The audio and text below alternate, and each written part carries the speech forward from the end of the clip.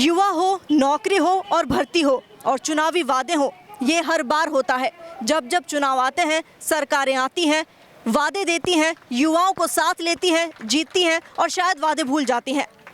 हम जयपुर के 22 गोदाम में हैं, जहां पर आंदोलन चल रहा है। ये आंदोलन कोई किसान आंदोलन नहीं, ये आंदोलन किसी और रैली के लिए नहीं, ये आंदोलन है बेरोजगार युवा साथियों का।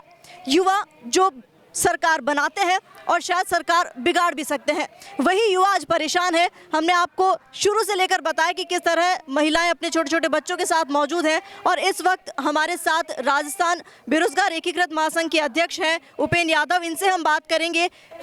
सर, कल आपके वीडियोस पूरी मीडिया में छाए थे, आपने रोना आ गया था आपको अपनी बात कहते हुए, और किस तरह से अब देखते हैं आप आंदोलन को कि शायद अब सरकार सुनेगी? नहीं, सरकार को तो सुनना ही पड़ेगा, क्योंकि आंदोलन ये युवाओं का आंदोलन है। कि उपचुनाव आ चुके और उपचुनाव में सबसे बड़ी भूमिका प्रदेश की युवाओं की होगी। और रही बात भावुक होने की, जब आंदोलन को षड्यंत्र पूर्वक कुचला जाता है, पीसी चीफ के द्वारा इसको कुचलने की कोशिश की गई, लेकिन युवाओं के एकजुटता, सजगता ने उनके षड्यंत्र को विफल कर दिया और हमारा आंदोलन लगातार जारी रहेगा जब तक मांगे नहीं मान ली जाए। हमने स्पष्ट कहा था कि हमें लिखित में चाहिए आंदोलन, एक दिन नहीं 500 दिन चलेगा तो चलेगा।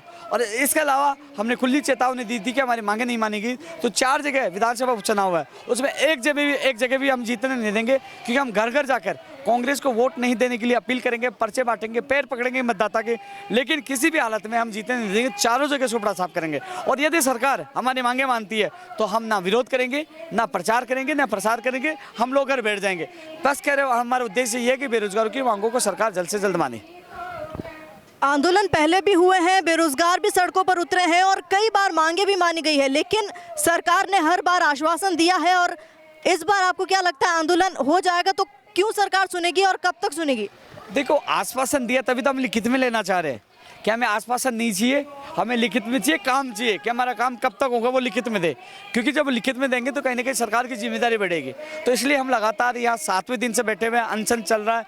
कई बहनों की तबीयत खराब हुई है, छोटे छोटे बच्चे हैं, महिलाएं हैं, धूप है, ठंड है, लेकिन लगातार हमारा संघर्ष चला है। कोई षड्यंत्र रचे या कुछ भी करे, हम हर परीक्षा में पास होंगे, लड़ेंगे और जीतेंगे, किसी भी हालत में पीछे नहीं हटेंगे।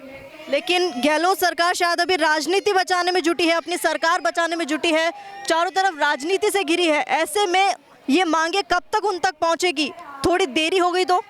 मांगे तो रोज आपके माध्यम से, मीडिया के माध्यम से रोज पूछ रही है।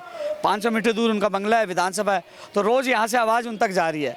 अब उनको इस आवाज़ को, इन पुकार को, इन पर वो कब ध्यान देते, कब आदेश देते। आशा है कि कल परसों 1-2 दिन में इनकी समस्याओं का निस्तारण हो जाए, इसी आस में यहाँ बैठे हुए हैं। लेकिन यह है कि सरकार संयम की परीक्षा न ले। यदि बेरोजगारों को संयम टूट गया तो कहीं ना कहीं उग्र आंदोलन हो सकता है, लेकिन फिर भी हम संयम बनाए हुए, शांतिपूर्वक बैठे हुए। लेकिन कई लोग कोशिश कर रहे हैं इस आंदोलन को उद्दोलित करने के लिए, हिंसात्मक करने के लिए, वो अपने लोगों को भेज रहे हैं, षड्यंत्र रच रहे हैं। तो कहीं ना कहीं हम लोग शांतिपूर्वक बैठे हुए, सरकार से ये मांग है कि बेरोजगार की परीक्षा न ले और जल्द से जल्द बेरोजगार की मांगों को पूरा करें। चेतावनी है और कुछ गंभीर आरोप भी लगाए हैं। उपेंद्र यादव का कहना है कि पीसीसी चीफ द्वारा कुछ न कुछ ऐसी षड्यंत्र रचे गए कि इन आंदोलन को तोड़ने की भी कोशिश की गई, लेकिन एकजुट हैं बेरोजगार सभी, क्योंकि यहाँ सिर्फ एक ही परीक्षा की भर्ती के लिए नहीं है, यहाँ तमाम भर्तियां हैं जिनके लिए यहाँ प्रयासरत हैं, युवा हैं जो कोशिश कर रहे हैं अपनी अपनी बात सरकार तक पहुँचाने की। हमने आपको बताया कि सभी तरह की प्रतियोगिताओं के यहाँ पर मौजूद हैं युवा जो अभ्यर्थी हैं। उन्होंने परीक्षाएं दी, लेकिन कुछ को ज्वाइनिंग नहीं मिली, कुछ की भर्तियाँ रद्द हो गई, कुछ के पद ही नहीं निकाले गए। तो तमाम बातें हैं। उपेंद्र यादव जी ये बोल रहे हैं कि शायद 1 या 2 दिन में सरकार मांगे सुन ले, और अगर ऐसा नहीं होता है तो शायद ये आंदोलन उग्र हो सकता है। राजस्थान की हर अपडेट के लिए बेल आइकन दबाएं और सब्सक्राइब करें DPK न्यूज।